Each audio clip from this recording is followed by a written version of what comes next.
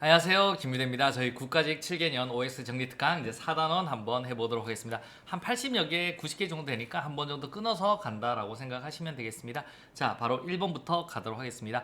인사행정의 개념과 변화, 그 다음에 우리 여기서 이제 중앙인사기관이 독립합병인가 비독립한독형 요 위주로 한번 가보도록 하겠습니다. 자, 1번부터 바로 가도록 하겠습니다. 자, 전략적 인적 자원 관리는 단기적이며 목표 성과 중심주로 인적 자원을 관리한다. O예요, X요? X 되겠습니다. 장기적이죠. 여러분, 장기적이고 목표 성과 중심으로 인적 자원을 관리한다라고 보시면 되겠습니다. 자, 두 번째 갑니다. 전략적 인적 자원 관리는 기존 인적 자원 관리와 달리 인사 업무 책임자가 조직 전략 수립에 소극적으로 관여한다. O예요, X요? X 되겠습니다. 어떻게 해요? 적극적으로 관여한다라고 하셔야 됩니다. 자, 3번 되겠습니다. 전략적 인적 자원 관리는 조직의 전략 및 성과와 인적 자원 관리 간의 활동 간의 연계에 중점을 둔다. 맞습니다. 조직의 전략과 성과와 인적 자원 관리 활동을 연계를 두죠. 왜? 전략적이니까. 그래서 O 되겠습니다. 자, 갑니다. 우리 올릴게요. 전략적 인적 자원 관리는 개인의 욕구는 조직의 전략적 목표 달성을 위해 희생해야 한다는 입장이다. OX요? 이게 전통적인 거고요. 오늘날은 개인의 욕구와 조직의 전략적 목표 달성을 연계해야 된다. 연계해야 한다는 입장이다 라고 하셔야 됩니다. 인사혁신자는 독립 합의제 형태의 중앙인사기관이다. OX요? X 되겠습니다. 이거는 인사혁신자는 비독립 단독형이다 라고 하셔야 돼요. 비독립 단독형 형태의 중앙인사기관이다 라고 보시면 되겠습니다. 자, 이제 여기서 역관주의, 실적주의, 적극적 인사 요거 내용 할 건데 바로 OX로 가도록 하겠습니다. 자, 여러분, 대표 관료제는 역관주의 폐단을 시정하기 위해 등장했다. O예요, X요? X 되겠습니다. 대표 관료제는 무슨 주의? 실적주의입니다. 실적주의의 폐단을 시정하기 위해 등장하였다라고 하셔야 됩니다. 자, 대표 관료제는 관료의 국민에 대한 대응성과 책임성을 향상시킨다. O예요, X요? O 되겠습니다. 왜냐면 이제 우리 약자들도 이제 관료로 만들어 주니까 이런 목소리 잘 듣는 거고요. 거기에 대한 책임성도 있는 겁니다. O 되겠습니다. 자, 대표 관료제는 형평성을 제고할 수 있으나 역선택의 문제가 발생할 수 있다. O예요, X요? X. 역선택이 아니라 역차별이에요. 역차별의 문제가 발생할 수 있다. 여러분, 공무원 될 수 있는데 여러분 가산 좀 줘가지고 딴 사람이 되면 여러분 억울하잖아요. 그런 역차별의 문제가 발생할 수 있다라고 보시면 되고요. 우리나라는 대표 관료제적 임용 정책을 시행하고 있지 않다. O예요, X요? X 되겠습니다. 시행하고 있다라고 하셔야 돼요. 시행하고 있다. 지금 많이 하고 있거든요. 이렇게 보시면 됩니다. 자, 이제 직업공무원제 이제 이 내용들 좀 한번 해보도록 하겠습니다. 이거 잘 나오니까 꼭 정리하세요. 자, 10번 되겠습니다. 직업공무원제는 능력 발전의 기회를 부여하지 않는다. O예요, X요? X 부여한다 라고 하셔야 됩니다. 부여한다.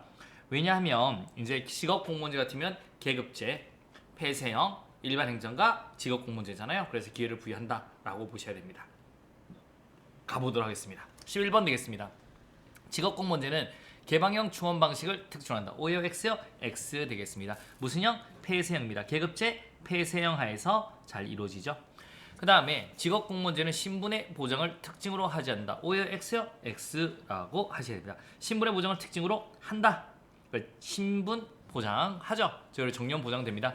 직업공무원제는 직무급 중심 보수 체계를 특징한다. O예요, X요? X 되겠습니다. 여러분, 우리 계급제, 폐쇄형, 그러니까 계급제니까 생활급, 연공급. 그래서 연공급이나 혹은 생활급 중심의 보체계를 특징을 한다라고 하셔야 됩니다. 자, 우리나라 실적검사 공직 분류, 그리고 이제 경력직, 특수형직, 일반직, 특정직, 정부직, 별정직 한번 구분해 보도록 하겠습니다. 자, 갑니다. 전문 경력관이란 직무 분야가 특수한 직에 임용되는 특정직 공무원을 말한다. O예요, X요? X 되겠습니다. 이건 일반직 공무원이에요. 경력직 중에 일반직 공무원에 해당한다라고 보셔야 됩니다. 자, 소속 장관은 해당 기관의 일반직 공무원 직위 중에 순환보직이 곤란하거나 장기재직 등이 필요한 특수 업무 분야의 직위를 행안부 장관과 협의하여 전문 경력관 직위로 지정할 수 있다. O예요, X요? X 되겠습니다. 이거는 누구랑 협의하냐면 인사혁신처장이랑 협의한다라고 보셔야 됩니다. 자, 16번 되겠습니다. 전문 경력관은 일반직 공무원과 마찬가지로 계급 구분과 직군 및 직렬의 분류를 조회한다. O예요, X요? X 되겠습니다. 그래서 일반직 공무원과 계급 구분과 직군 직렬의 분류를 적용하지 않는다라고 하셔야 됩니다.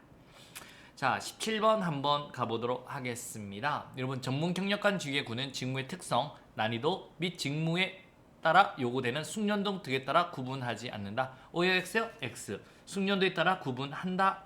라고 하셔야 됩니다. 그러니까 위에처럼 일반직 공무원의 계급 구분과 직군 직렬의 분류를 적용하지 않고 직무의 특성, 난이도, 직무에 요구되는 숙련도에 따라 구분한다 라고 보셔야 됩니다. 그래서 가, 나, 다, 군으로 구분하는 거거든요. 그거 이제 7급 선지에서 나왔습니다. 그래서 이 풀 버전에 다 올라와 있다 라고 보시면 되겠습니다. 18번 한번 갑니다.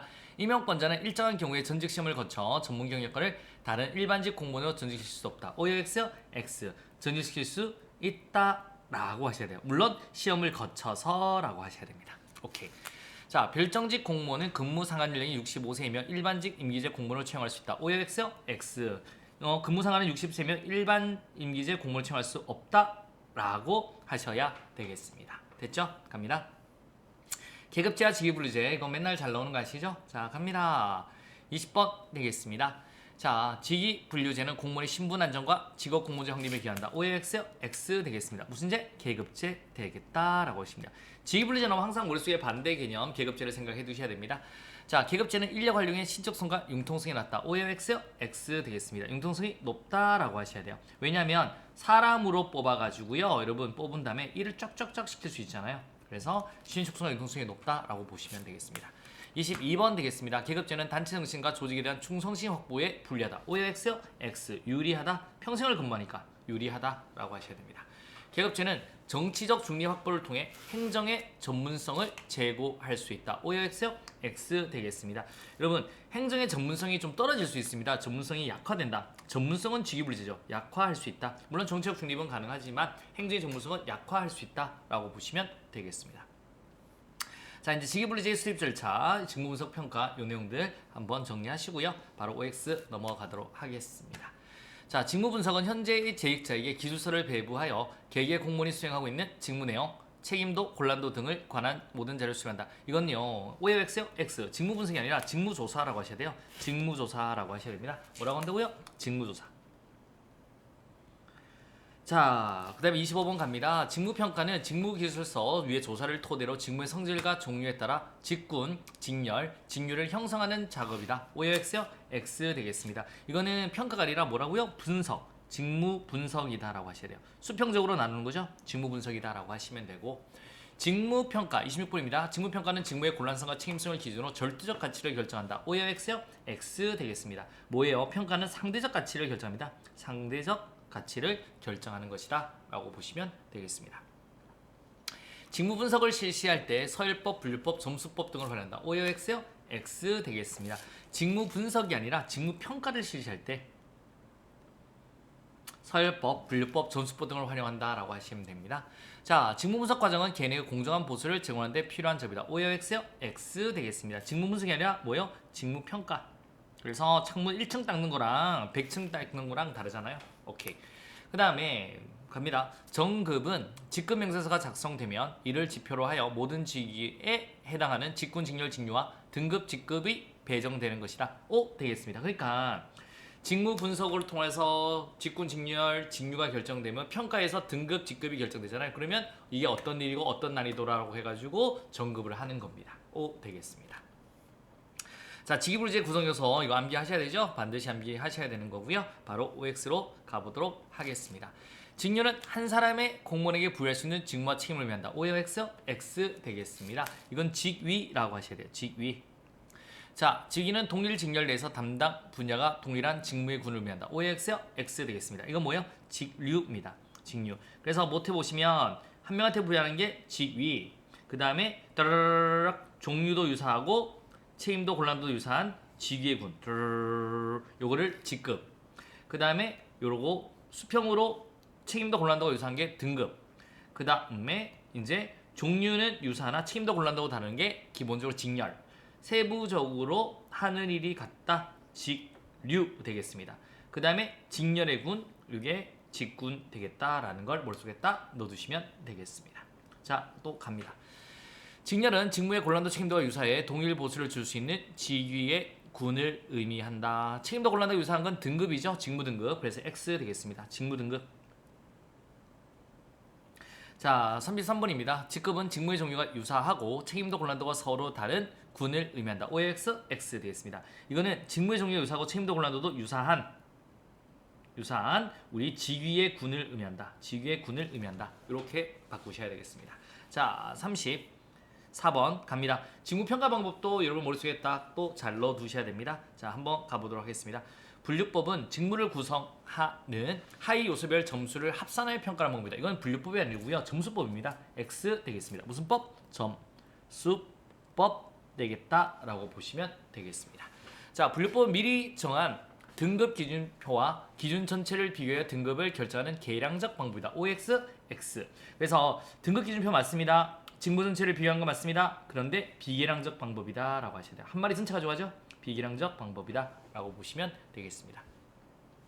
36번 점수법은 직무의 구성 요소를 구별하지 않고 직무 전체의 중요도를 종합적으로 평가하는 방법이다. 자, 전체 종합적으로 평가하는 건요 서열법이다 라고 하셔야 돼요. 서열법. 오케이? 이렇게 보시면 되겠습니다. 점수법은 직무의 구성 요소를 구별해요. 그래 점수를 합산하는 거죠. X 되겠습니다.